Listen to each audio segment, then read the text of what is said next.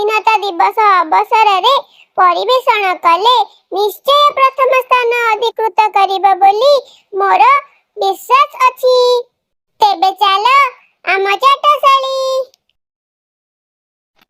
सम्मानीय सभापति महोदय, मोर पूज्य गुरुजी और गुरुमा वृंद, विज्ञ विचारक मंडली, उपस्थित श्रोता मंडली एवं मोर प्रिय सान बड़ भाई और भौणी माने, सर्वप्रथमे मु आपण समस्त को स्वाधीनता दिवसर शुभेच्छा जणाउछि और मते एही मंच रे किछि कहिबार सुजोग मिलिथिबारु मु निजको धन्य मने करूछि। आज आमे 78तम स्वतंत्रता दिवस उपलक्षे एठारे एकत्रित होई अछु। मोर हृदय गर्व एवं कृतज्ञता रे परिपूर्ण होई जाउछि। आम्भे माने सेही महान विभूति मानक कांधरे छेड़ा होई अछु, जेउ माने स्वतंत्रता पई तांकर सब किछि बलिदान करि देइथिले, जहा फଳରେ आम्भे माने स्वतंत्रतार पवन रे शांतिर निश्वास नहीं पारुछु। 77 वर्ष पूर्वे आजिर दिन ही भारत स्वतंत्रतार प्रथम सूर्योदय देखिथिला। एही विजय सहजरे प्राप्त होई नथिला।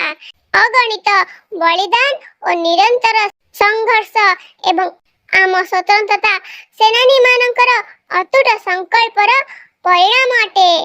सुभाष चंद्र बोस कहिथिले, मते रक्त दियो मु तुमको स्वाधीनता देबी। एही स्वतंत्रता पाई भगत सिंह, राजगुरु एवं सुखदेव हसी हसी फांसी खुंटरे झुली जाइथिले। बाजीराव तो आम परि छोट थिले मध्य साहस तांकर पर्वत तुल्य विराट थिला। जय राजगुरु को गछ डाଳରେ बांधी दुई फाळ करी दिया जाइथिला। एही संघर्ष केवल राजनैतिक अधिकार पाई नथिला, देशर समस्त क्षेत्र को विदेशी शासनरु मुक्त करिवार प्रयास थिला।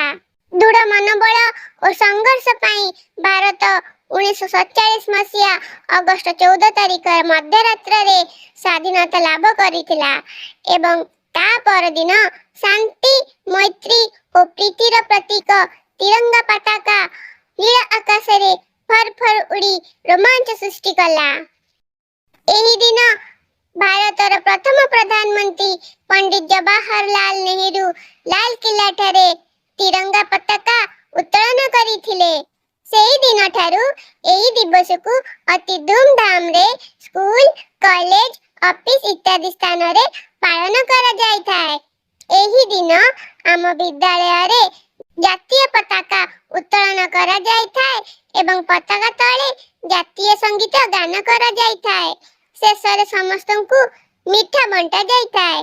आम विद्यालय रे विभिन्न प्रतियोगितार आयोजन करा जाय, पुरस्कार वितरण मध्य करा जाय थाए।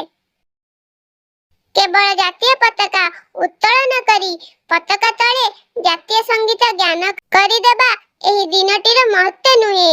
एही दिनटी हमकु स्वतंत्रता सेनानी मानकर साहस एवं त्याग को मने पकई देई थाए।